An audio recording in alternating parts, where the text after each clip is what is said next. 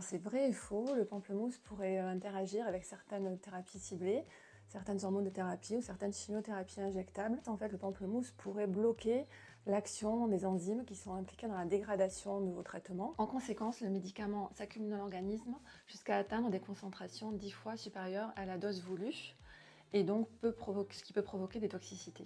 Si vous souhaitez néanmoins consommer du pamplemousse, il est important d'être vigilant par rapport à certains signes, par exemple par rapport à l'apparition de troubles digestifs qui sont les premiers effets indésirables à apparaître dans ce type d'interaction.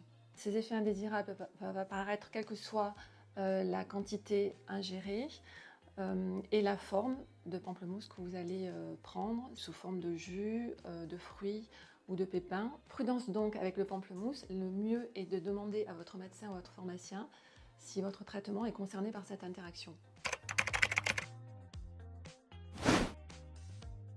Alors oui, c'est vrai, le soja contient des composés qui s'appellent les isoflavones qui miment l'action des oestrogènes sur lesquels agit votre hormonothérapie et donc la prise de soja pourrait contrecarrer l'action de votre traitement.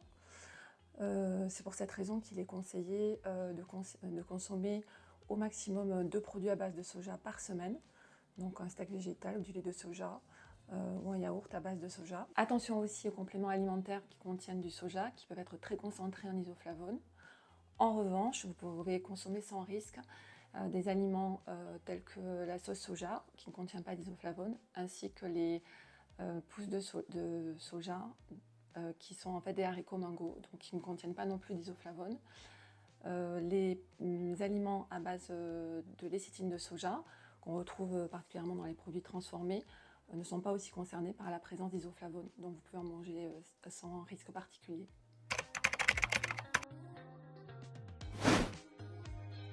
Alors non, c'est faux, si vous prenez des traitements par voie orale, la prise de thé ainsi que de rooibos pourrait entraîner une diminution de l'absorption au niveau intestinal à cause de la présence de tanins qui pourrait former une barrière à ce niveau-là.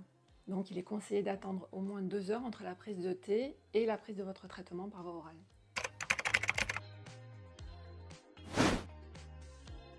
Oui, c'est vrai, il n'interfère pas avec les traitements. En effet, le café contient très peu de tanins, 10 fois moins que le thé environ. Et donc, vous pouvez prendre votre traitement en même temps que votre tasse de café.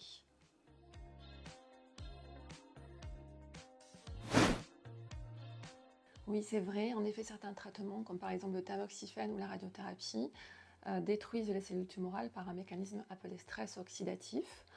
Or, certaines vitamines ont des propriétés antioxydantes et pourraient donc contrecarrer l'effet de ces traitements. Prendre une cure de vitamines pourrait donc être contre-productif. Par ailleurs, si vous avez une alimentation équilibrée, vos apports en vitamines seront probablement suffisants. Pour en être sûr, il est important de demander à son médecin de vous faire prescrire un bilan biologique pour vérifier si vous êtes éventuellement carencé.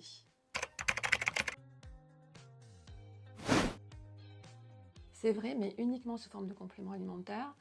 En effet, les compléments alimentaires à base de curcuma contiennent des doses importantes de curcumine, le composé principal du curcuma, qui pourrait entraîner des interactions avec vos traitements, quels qu'ils soient. D'autre part, les compléments alimentaires à base de curcuma pourraient présenter des toxicités hépatiques. En revanche, le curcuma, utilisé sous forme d'épices dans l'alimentation, ne présente aucun risque.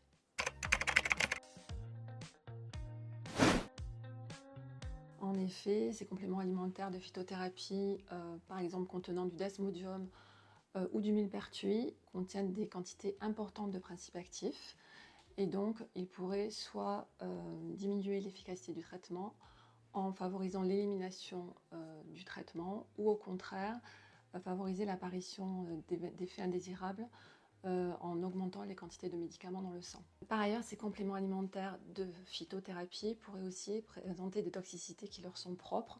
Par exemple, les compléments alimentaires à base de desmodium pourraient entraîner des toxicités hépatiques.